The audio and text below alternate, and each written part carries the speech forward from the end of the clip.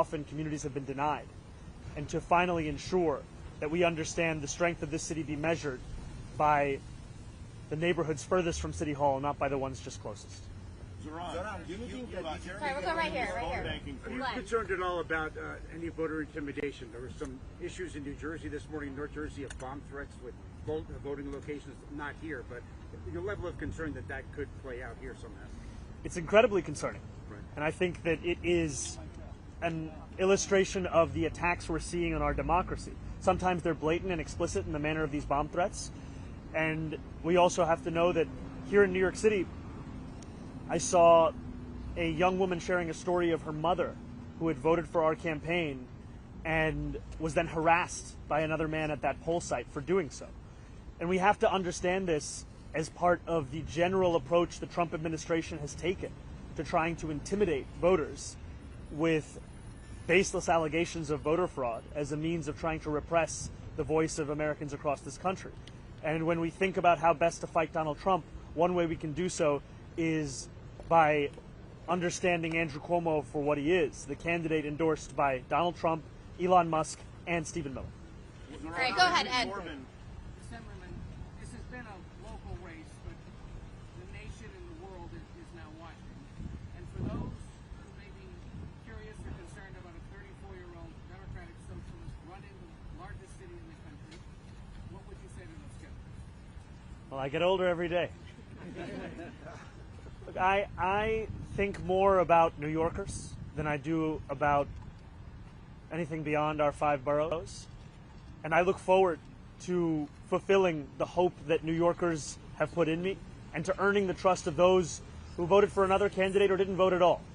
Because my responsibility will be to the entirety of the city. And it will be to deliver on the agenda that we have spoken of for more than a year, an agenda which will finally bring working-class New Yorkers to the heart of our politics, a place that they have not had for quite some time. Yeah, Michael, go ahead. I want to ask you about the housing questions. You waited until today to weigh in. At the same time, we know that more than 700,000 people cast their ballots in early voting, and many of those people presumably were looking to you to take a position on this. Can you explain what took you so long to come to a decision and how your thinking evolved to get to a place where you took a position? You know, I take very seriously the responsibility that I have to share my thoughts with New Yorkers, and I want to always ensure that I do so having had actually come to the conclusion. And I took the time to have conversations with stakeholders, policy experts, and wanted to make sure that I was deliberate in the decision that I made, and that's where I've landed. Zohran, All right, we're going to go right here. Excuse me, sir. Zohran, you think that this is bigger than New York, that your victory can turn the tide, change the conversation for the left in Europe and inside the Democratic Party in the United States? My ambitions are squarely within these 5 boroughs, my friend. Thank you. Yeah, we're going to go right here. What are your thoughts on that? Sorry, could you say it one more time? President Trump says he plans to reduce federal funding if you win. What are your thoughts on that? President Trump also encouraged every New Yorker to vote for Andrew Cuomo.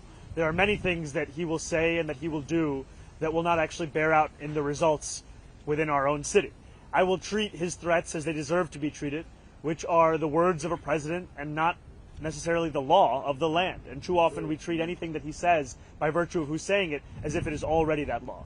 And it is time that we have a mayor who stands up for New Yorkers each and every day, not one who's willing to sacrifice those New Yorkers so that they can stand up for themselves. All right, last question right here. Go ahead.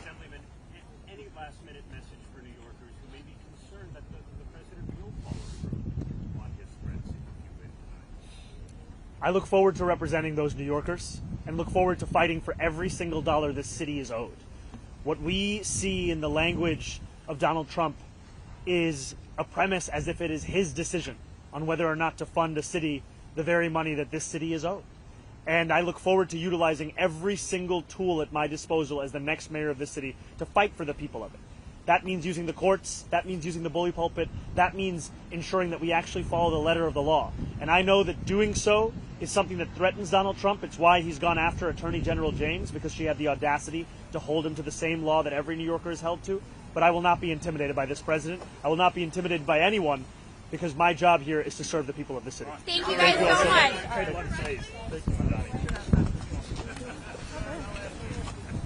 All right.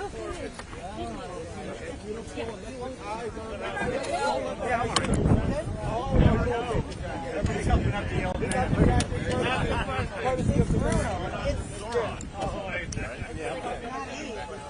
Plus age too. Right. Sorry about that.